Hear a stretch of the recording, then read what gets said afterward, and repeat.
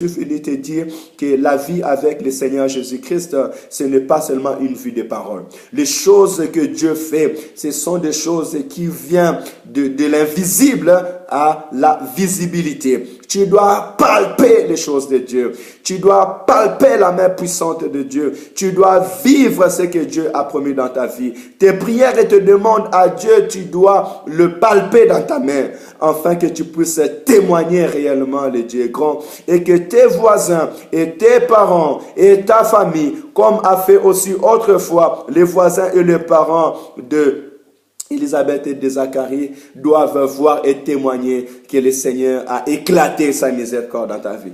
Bien aimé, j'avais intitulé le thème de cette prière, le temps est arrivé, ou de ce message, le temps est arrivé où le Seigneur va éclater sa miséricorde dans ta vie. Vous voyez, quand Dieu éclate sa miséricorde dans ta vie, il vient enlever ta tristesse et te donner la joie. Il vient enlever ta honte et te donner une joie immense.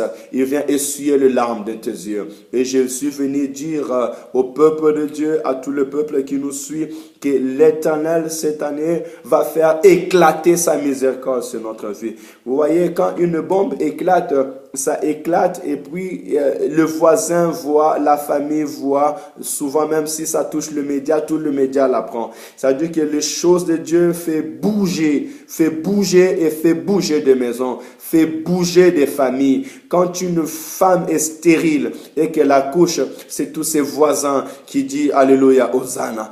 Le Dieu qu'elle sert, ce Dieu-là l'a visité. Et toute sa famille chante de joie. Pourquoi? Parce que Dieu est passé par là. Je suis venu dire à une femme qui est stérile que mon Dieu peut encore te visiter. Il peut encore changer ta vie. À toi qui pleurais dans des problèmes financiers, dans des problèmes de couple, pour l'éducation de tes enfants, pour ton église, sache-le que l'Éternel cette année veut faire éclater sa miséricorde dans ta vie. Mais il nous a donné deux conditions. Il nous a donné deux lignes de conduite. Premièrement, soyons justes devant lui. Oh, il a dit à Abraham un jour, marche devant moi et sois intègre. Marchons devant le Seigneur et soyons justes dans tout ce que nous faisons. Pas pour les hommes. Je peux être habillé, venir devant les hommes comme l'image d'un ange, mais le Dieu qui sont le cœur et le rein me connaît. Et il te connaît toi aussi. Ne cherche pas à être juste devant les gens, apportant de beaux costumes, apportant de belles robes, mais sois juste devant Dieu. Parce que Dieu, il est celui qui sont le cœur et le rein. Et soyons irréprochables. Faisons cette pas avec le Seigneur. Je ne dirais pas effort, mais faisons cette pas avec le Seigneur et demandons au Saint-Esprit de nous aider à être irréprochables. Parce que dans nos prières, si nous sommes juste devant Dieu et nous sommes irréprochables, Dieu écoute nos prières. Souvenez-vous de cette verset biblique qui nous dit ceci, que la prière d'un pécheur est une horreur à l'Éternel, mais la prière de l'homme juste lui est agréable. Oui, le Seigneur veut éclater sa miséricorde cette année dans nos vies, mais nous devons être justes devant Dieu et marcher juste devant sa face. Soyons irréprochables cette année. Et le monde va recevoir la puissance et la grandeur de Dieu. Là où il n'y avait plus de réconciliation, il y aura la réconciliation. Là où il n'y avait pas de vie, il y aura la vie. Comme la vie d'un enfant manqué dans la maison de Zacharie et d'Élisabeth, la vie de notre Seigneur sera manifestée dans nos églises, dans nos couples, dans nos foyers, dans nos maisons. Mais soyons justes devant Dieu et irréprochables. Et je voulais augmenter quelque chose, dire, mais bien aimés, soyons justes devant Dieu.